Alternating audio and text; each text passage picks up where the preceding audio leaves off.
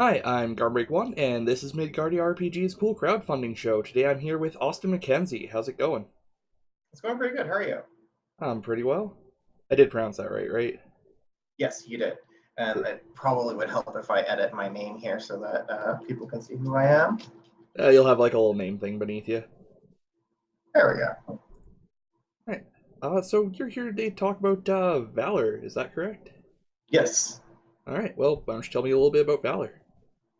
Sure. So Valor is a tabletop system my former roommate and I developed. We began as a kind of a college project, and over the span of about 10 years, we sort of polished it up and turned it into a fully released project. Our goal with Valor was to create a system that could really capture the feel of playing an anime themed RPG. At the time, Besm was really the only game in town, and it had been mothballed for quite some time. This was kind of in the era where fourth edition Dungeons and Dragon was hitting, and all of the blowups with that. And we're looking at the system and trying to see what we could do with sort of our own spin on it. I'd actually developed a Bleach module for the D20 3.5 system a while back, and I found myself oftentimes frustrated with the way the rules worked. It wasn't really suited for the kind of thing I was trying to make. So because I'm usually happy to jump into something way over my head. I just said, hey, why don't we make our own system? How hard could that be? I'm guessing harder than expected. Yeah, I mean, 10 years is a long production time, but part of that was, us graduating from college and getting jobs and putting the money together. But the system, honestly, I think came together really well. The idea is that we combine the level based progression of the kind of the more standard D&D format with the point based customization of your Shadowrun or your White Wolf or other games like that. It creates a really nice feel where you can make pretty much whatever kind of character you want, but you still have those really tangible spikes of power that you really expect from an anime system. And the way we set it up, the way we designed it, we designed it around Valor, which is also a stat in the game. So characters can gain Valor by shouting attack names or giving dramatic monologues or coming face to face with a rival. And that's a really fun part of the system. It really encourages more active role play, and it gets people acting like they're playing in an anime, which is very important to us. Cool. What in particular distinguishes this from, say, like Besem or OVA or any of the standard competitors? I think our big claim to fame, first off, is we are a tactical grid based system. So we kind of early in the development, our resolve was, we're going to sell a set system. It's going to have rules. It's going to have balance.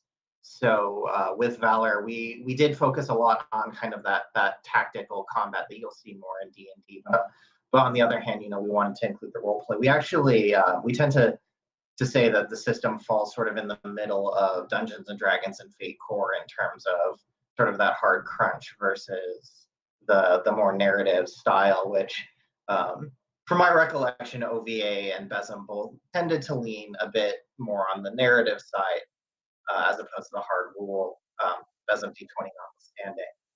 Really, though, I feel our big claim to fame is our technique system, which is uh, honestly probably the biggest success I've seen with the system, and the thing that gets people most excited about playing Valor. You don't pick spells off a spell list. You don't pick attacks from a bunch of lists in the book. You literally make your own attacks and your own abilities, and that's extremely gratifying to do. I've never seen the same character made twice in 10 years in playtesting, and then we released in I think 2016. So you know, we've been working on this game for a while, and I've never seen someone make the same character.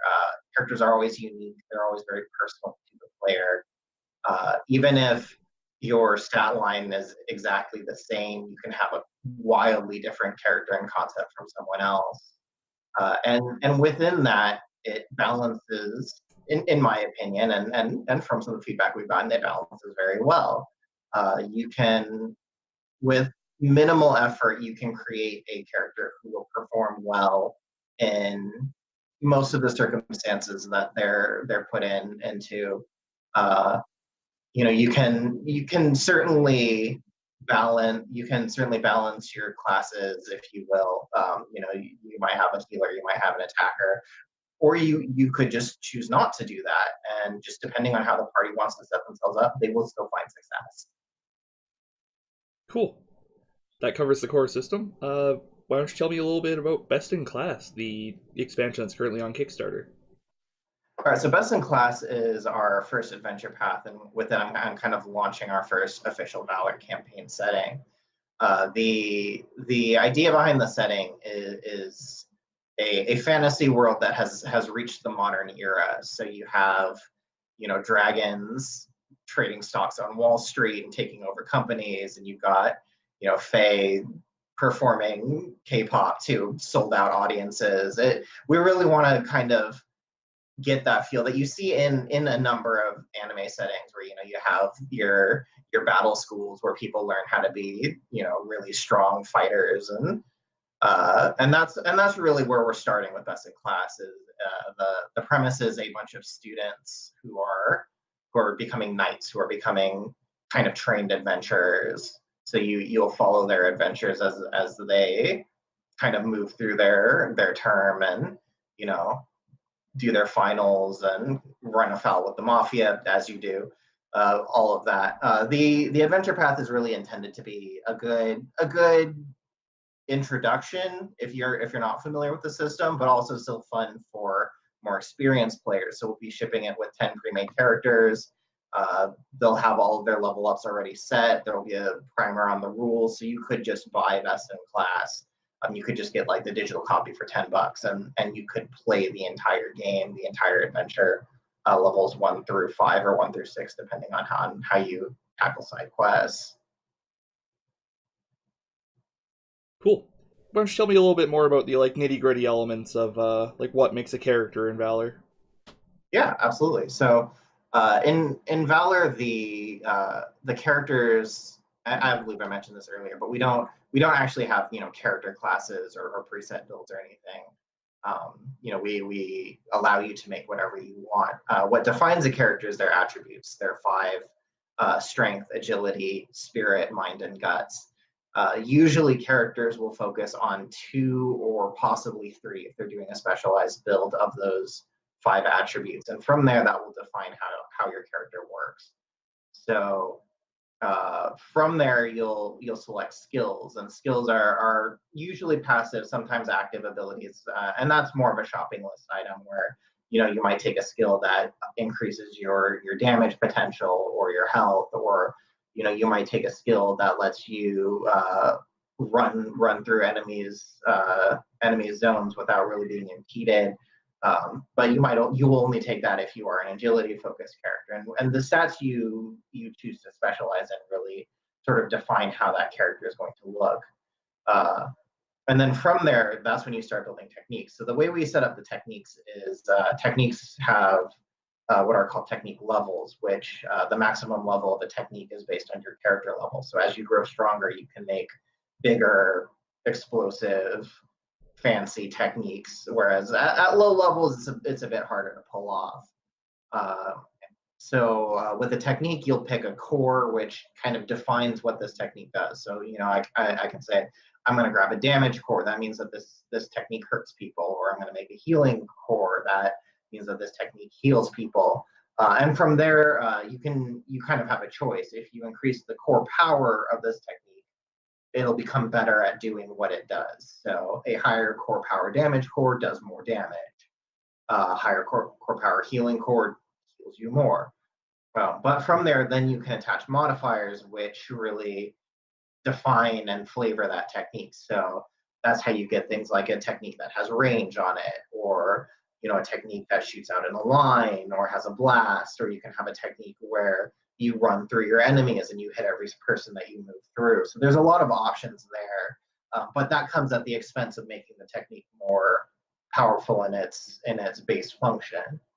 Oftentimes you'll see kind of this natural split where more melee focused characters will have higher damaging abilities because they have less bells and whistles to put on their techniques, whereas spellcasters might have these incredible, like, shoot 5 lines out and the lines can each turn direction twice, but it won't do quite as much damage, but you're definitely going to hit a lot of people with it. So that creates an interesting dichotomy where you can do a lot of things, and we provide a lot of technique points so that you're not going to be restricted to doing the same 2 or 3 things every time. You're going to have a lot of tools in your toolkit to do really interesting things in a combat situation. What is anime combat without utterly absurd abilities, right? Oh, absolutely. We of course also have ultimate techniques at the end of every season, we call it. So each levels 1 through 5, level 6 through 10, 11 through 15, and then 16 through 20 as a season. And you'll get increasingly more absurd abilities as you go up to mimic kind of your shonen anime, where in the first 12 episodes, you might only be carving giant chunks out of the earth, and then by level 20 you're cracking planets open. Yeah, very very much the classic Dragon Ball structure. Start with just punching people. We've actually run Dragon Ball with the system, and it works perfect. So, pardon me. We've run Dragon Ball with our system before, and it worked pretty much perfectly. That makes sense. So this is very much from the like 4E-ish kind of school where of like really intricate tactical combat over over like story focused kind of combat. Is that a correct assessment?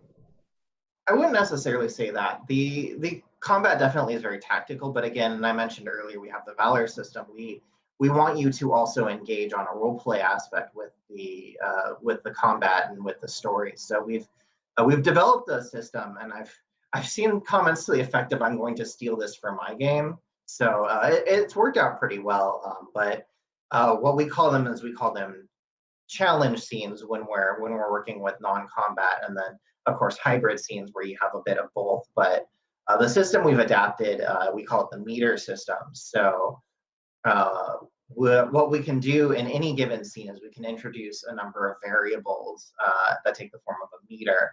So in, say, a full diplomacy scene, you could have a meter representing the king's approval of you.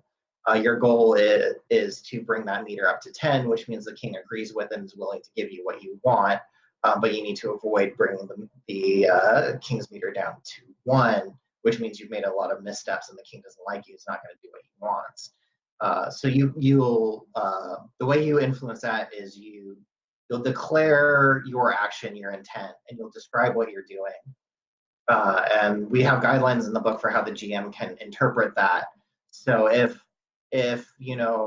someone's approaching the king, and this king is this incredibly noble, old school knight of the people lord, and some PC comes up and is trying to bribe him, obviously that's going to incur enormous penalties to their role.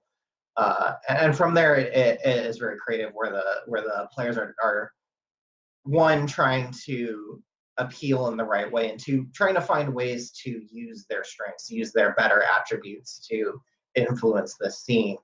You could throw some complexity in there too by adding a second meter for the king's vizier, who the king's vizier might start at a meter of 1 because he doesn't like you, and so long as that meter is at 1, you're going to be taking penalties because he's going to be whispering into the king's ear. But if you get that meter up high enough, they'll actually give you bonuses to influencing the core scene meter, because the vizier thinks that you're on the level, approves of you.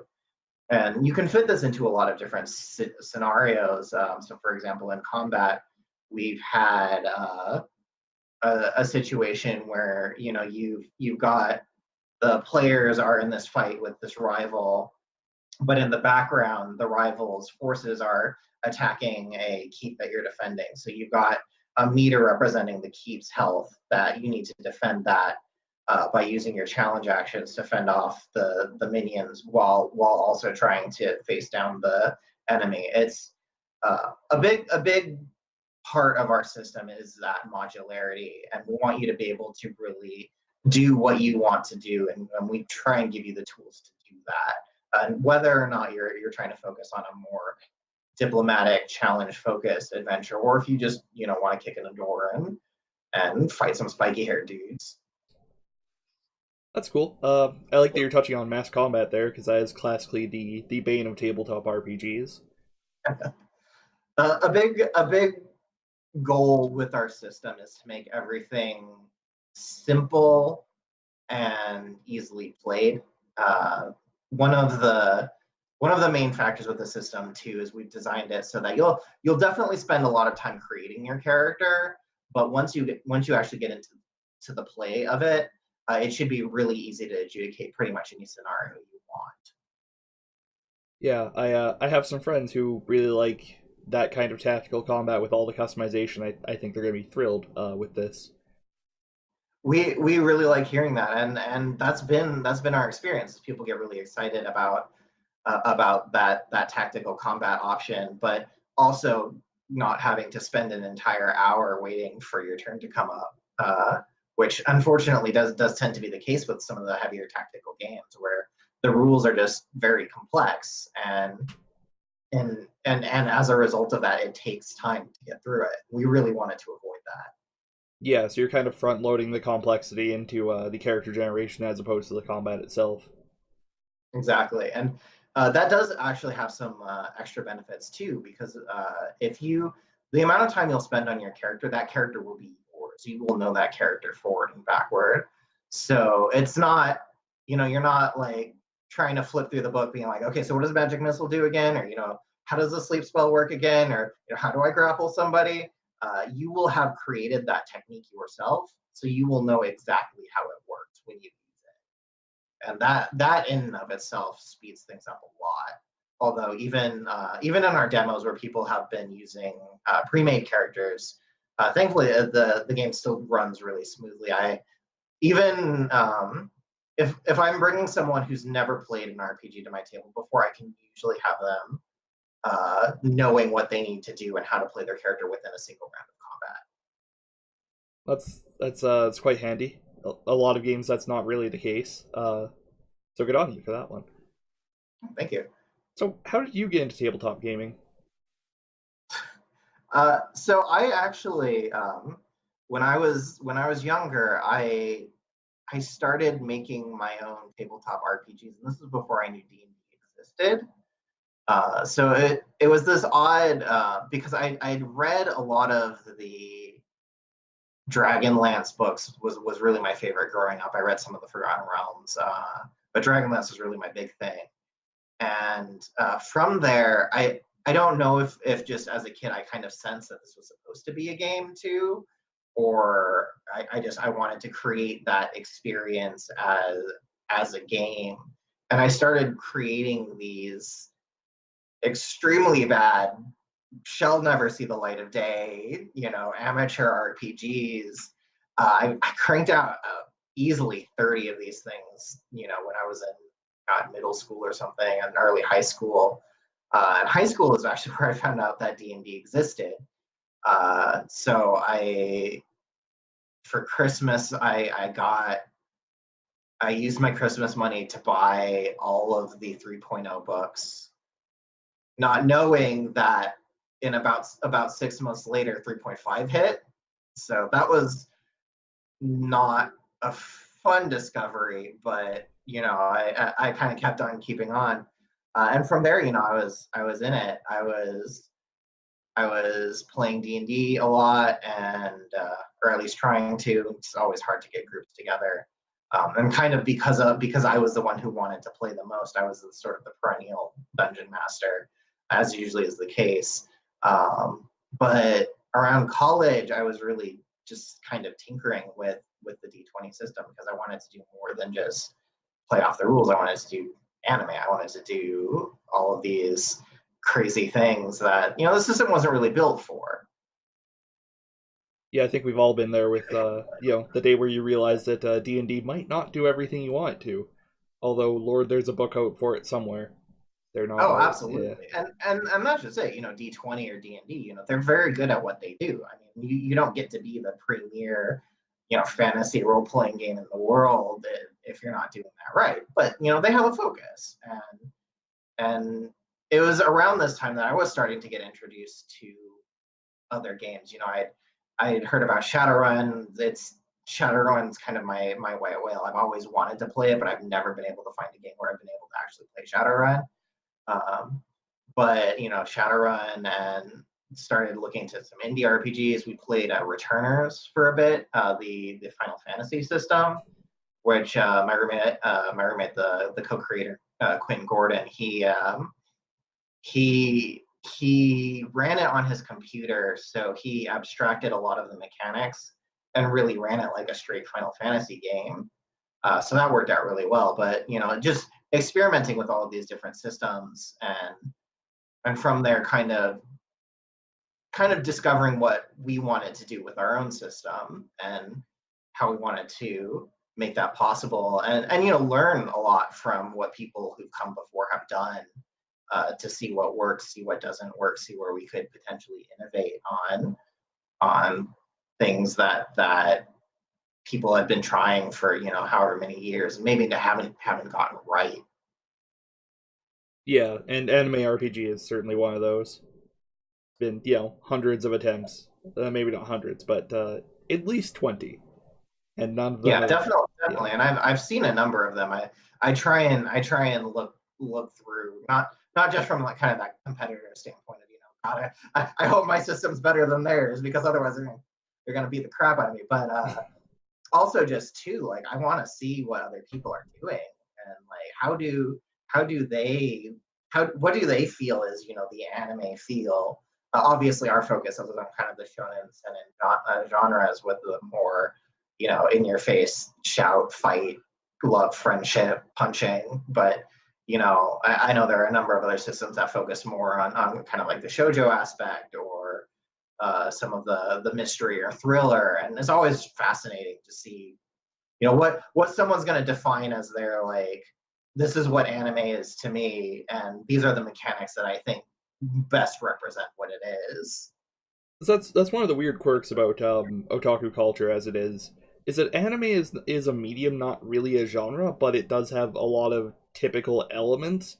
So what somebody thinks of as the archetypal anime experience is going to vary a lot between people, like depending on whether they're a fan of like Bloom Into You or Gundam or Bleach or whatever. Yeah, exactly.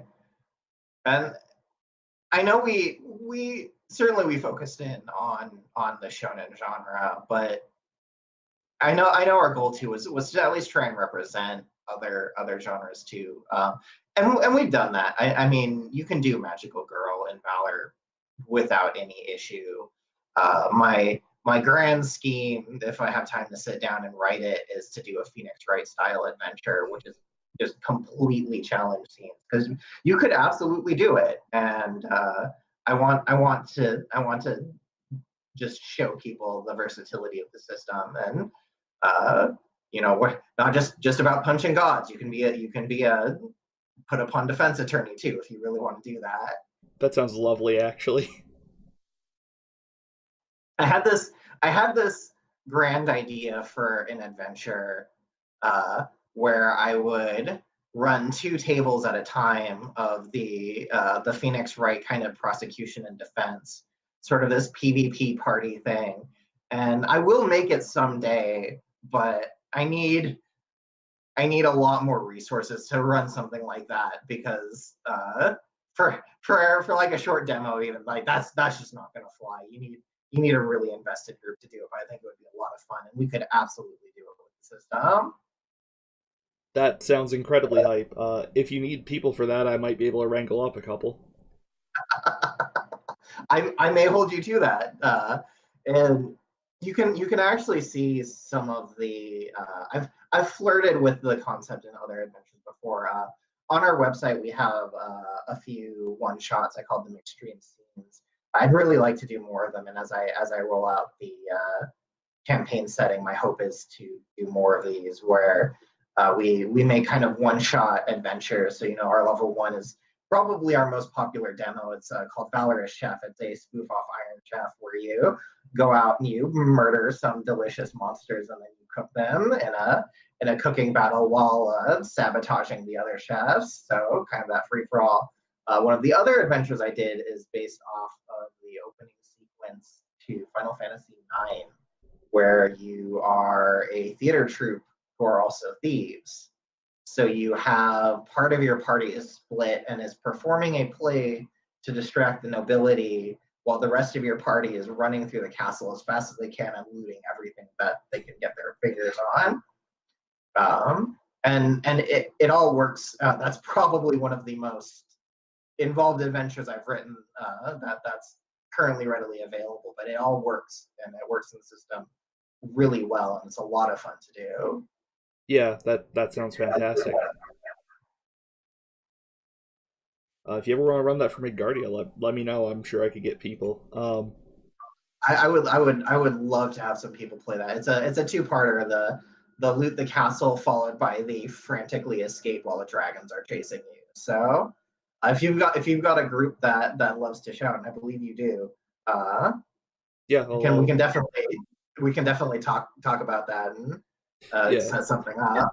yeah. We'll talk about that after. Also, look forward to that in the future, viewers. Um, Yes, absolutely. anything else you want to get into while we're here? I think that covers sort of the salient points of the system.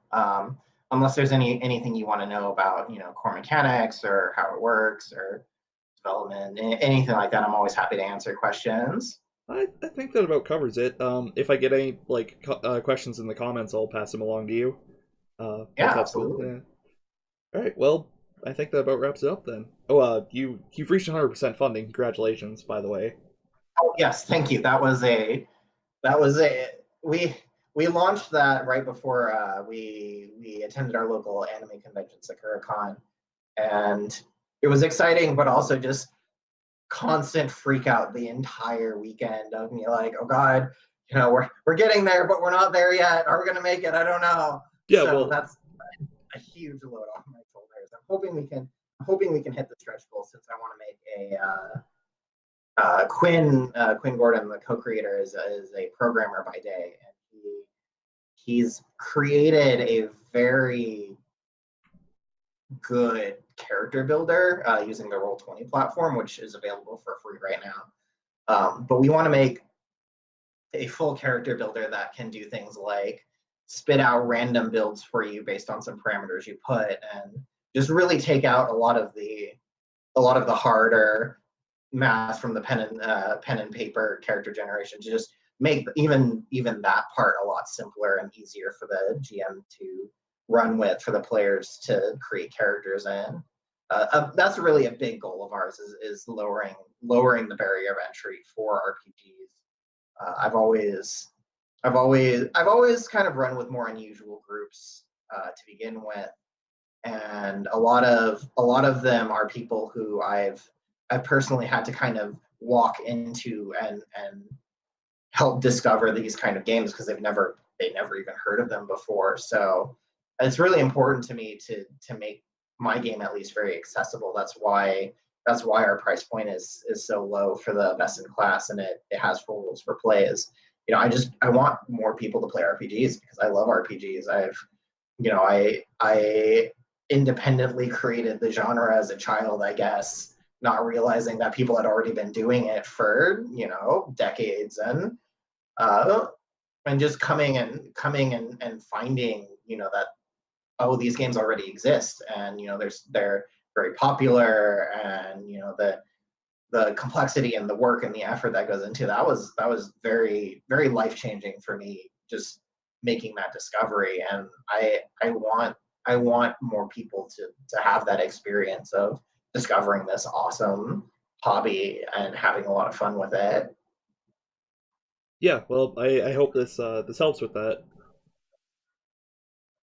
Well, I think that about wraps it up. Uh, All right, excellent. Thanks for having me. I really appreciate it. yeah, and thanks for coming on, and for all of our viewers all across the world and whatnot. We have a Patreon, we have a whatever. It's all in the description. I'm sure. Have a good night. Good night, everybody.